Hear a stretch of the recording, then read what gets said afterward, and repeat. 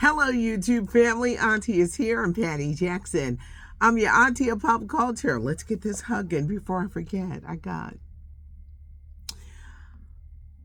We have some interesting stories to share with you today. We're going to start off with Tyra Banks. The supermodel is gracing the cover of the latest edition, March-April of Essence magazine. It's their beauty issue. These photos were taken before she lost her home in the LA fires. Tyra has been looking, to build. She's raising her family. America's Next Top Model did not end the way that many people, had hoped, and she really came out as being a mean girl.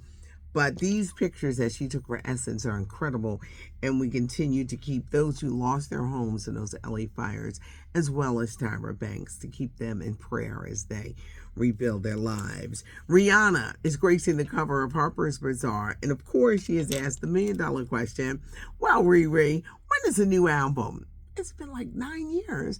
She is on the Smurfs album. She is. She has a song coming out there, and she's gracing the cover of Harper's Bazaar, looking fabulous.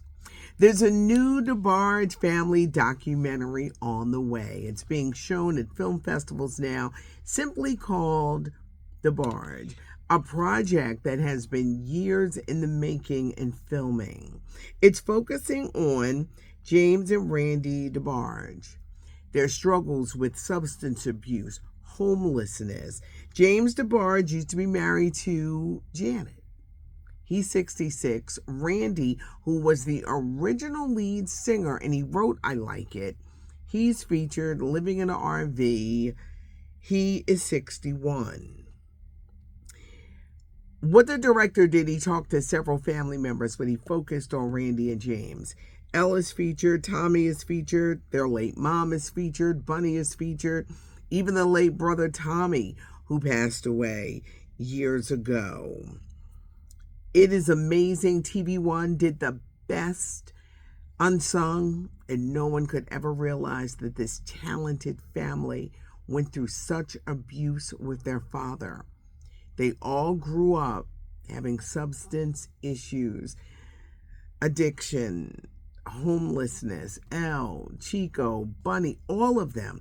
And this documentary focuses on James and Randy. I had no idea that Randy was the original lead singer for I Like It. They were all so talented. With Elle, he owns the rights to the music. When is this coming out? It's being shopped around now, but as soon as I find a network or a streaming service that's showing it, we will let you know. But it's being shopped around now. A lot of family members are not happy with this project. I'm sure Elle isn't, because I'm sure they don't want to see family members living in the streets, living in an RV.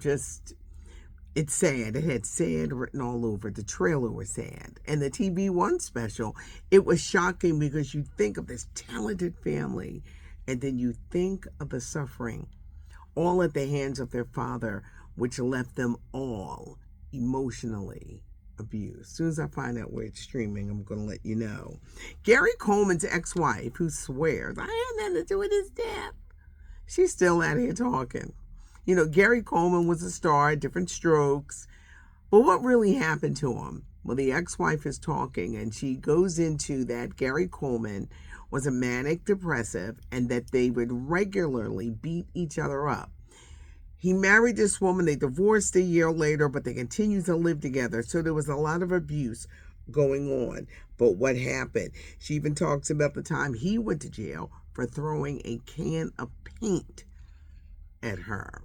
I don't know if we'll ever find out what really happened to Gary Coleman. His Peacock documentary, extremely sad. It just took me to another place. Academy Awards are this Sunday. There will be a tribute to Quincy Jones. For those who said, well, we didn't like the one that the NAACP did, you've got, maybe there'll be some redemption, because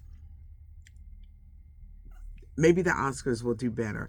I think it was rushed, and they just didn't have the time to really put their heart into it. But Quincy Jones, there will be a tribute at the Academy Award. Plus, there'll be performances by Doja Cat, Queen Latifah's performing, and the opening will be Cynthia Erivo and Ariana Grande with a Wicked theme opening up. Former president of Bad Boy Records is suing Puffy's mother.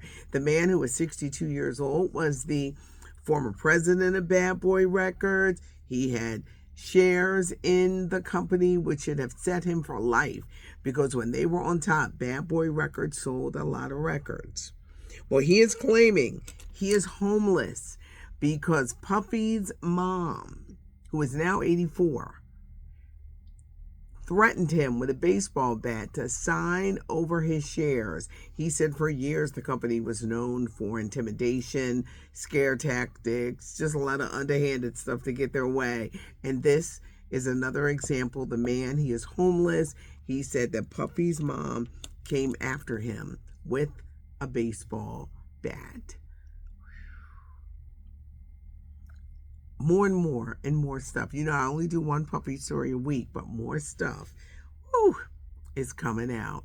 Thanks so much for joining me. Subscribe to the channel so you never miss anything. Give us a thumbs up. You know I want to hear from you. I do want to hear from you, so please leave your comments in the comment section. When you subscribe to the channel, you never miss a thing, and give us a thumbs up if you like the video. Thanks so much for joining me. It's so nice on the East Coast. I'm going outside today because the weather is nice. Spring is coming. It's not cute not knowing, and now you know. I'm Patty Jackson. I am your auntie of pop culture.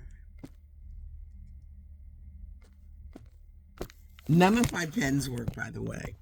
I'm not even going to edit this part out. This is called when your styly doesn't work. And the damn thing still don't work.